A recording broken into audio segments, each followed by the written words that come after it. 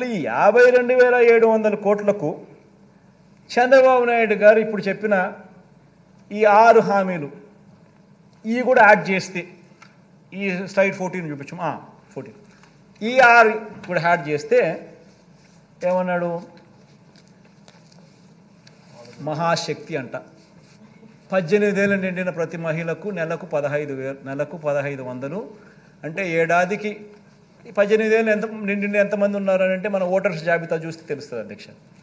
మన ఓటర్ల లిస్టు చూస్తే ఎంతమంది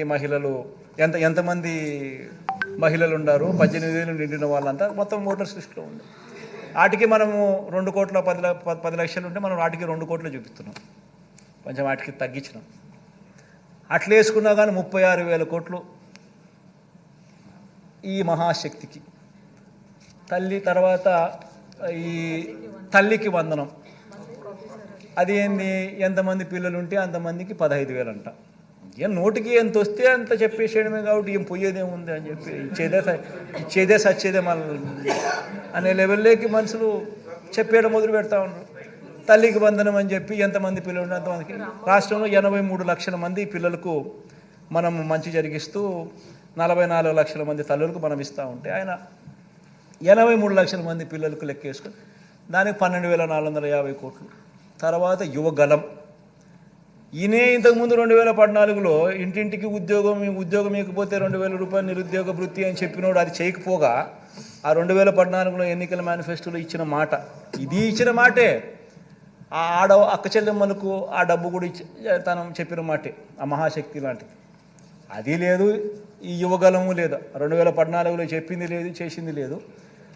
దీనికేమో మళ్ళీ 20 లక్షల మంది పిల్లలకు నెలకు 3,000 రూపాయలు చొప్పున వేసుకుంటే 7,200 కోట్లు.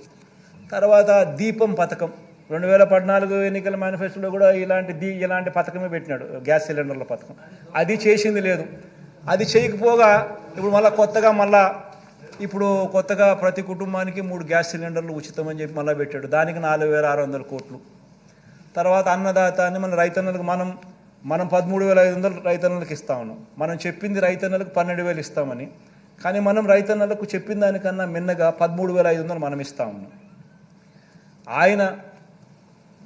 ఆయన రైతులకు రుణమాఫీ చేస్తాను అని చెప్పి మొత్తం 5 ఏళ్ళకు కలిపి 87,612 కోట్ల రూపాయలు ఎగరగొట్టి ఆ 5 సంవత్సరాలు కలిపి ఆయన 15,000 కోట్లు ఇస్తే మనం ఇప్పటికే ఈ ఒక్క పథకానికే దాదాపుగా 30,000 కోట్ల పైచిలుకు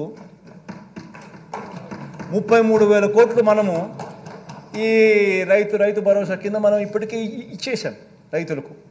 అలాంటి పథకానికి కూడా మళ్ళా అప్పుడు 13,500 ఇవ్వడానికే రైతులకు మనసు రాలే. ఇప్పుడు దానికి పోయేదేముందిలే అని చెప్పి 20,000 అంటున్నాడు. దానికి ఇంకొక 10,000 కోట్లు, 11,000 కోట్లు, అంతా కలిపితే 73,000 కోట్లు. ఈ 73,000 కోట్లకు నేను చెప్పినా కదా, టచ్ చేయలేని సబ్జెక్టులు ఉన్నాయని చెప్పి పెన్షన్లు కానీ, ఉచిత విద్యుత్ కానీ, పేదలకు అందే బియ్యం కానీ, పీడిఎస్ బియ్యం కానీ, ఆరోగ్యశ్రీ కానీ, పూర్తి ఫీజు రీఎంబర్స్మెంట్ కానీ, వసతి దీవెన కానీ, సంపూర్ణ పోషణం కానీ, గోరుముద్ద కానీ, ఈ 8 పథకాలు నేను ఏదైతే చెప్పినా టచ్ చేయాలనుకున్నా కూడా ఎవడు చేయలేని సబ్జెక్ట్ అని చెప్పినా కదా, ఆ 52,700. ఈ 73,440 కోట్లకి 52,750 కోట్లు కలిపితే 1,26,140 కోట్లు సంవత్సరానికి. అంటే నేను 70,000 కోట్లు మన ప్రభుత్వం 70,000 కోట్లు చేయడానికే నిజంగా కింద మీద పడతా ఉన్నాం. గవర్నెన్స్లో ఎప్పుడూ జరగని మార్పులు తీసుకొచ్చినాం. కరప్షన్ అనేది ఎక్కడ లేకుండా చేసినాం, పూర్తిగా స్ట్రీమ్లైన్ చేసినాం, చిత్తశుద్ధి చూపిస్తూ ఉన్నాం, నిబద్ధతతో చేస్తూ ఉన్నాం. ఇంత చేస్తూ ఉన్నా కూడా మనం 70,000 కోట్లకు చాలా లాగుతూ ఉంటే కూడా జరుగుతూ ఉంటే ఈయన 1,26,000 కోట్ల రూపాయల సంవత్సరానికి నేను చేసేస్తాను అని చెప్తా ఉన్నాడు. ఇంకా ఇంకా ఇంకా ఇంకా ఇంకా 6 పథకాలకి ఇంకా ఉన్నాయని చెప్తున్నాడు. మళ్ళా ఇంకా ఇంకా ఇంకా ఇంకా 6 పథకాలకి ఇంకా ఉన్నాయని చెప్తున్నాడు. అంటే నేను అడుగుతా ఉన్నాను అధ్యక్ష, అంటే మనం 70,000కే కష్టపడతా ఉంటే 1,26,000 ఇప్పటికే మళ్ళా ఇంకా ఇంకా ఇంకా ఏదో చెప్తానంటున్నాడు. అంటే నేను ఆలోచన చేయమని చెప్తాను. ప్రతి ఇంట్లో ఈ చర్చ జరగాలి. ఇంత మోసం చేసేదానికోసం ఇంత మోసం చేసేదానికోసం ఈ దుర్బుద్ధితో ఈ బుద్ధితో ఈ మాదిరిగా మోసం చేయడం ధర్మమేనా ప్రజలను?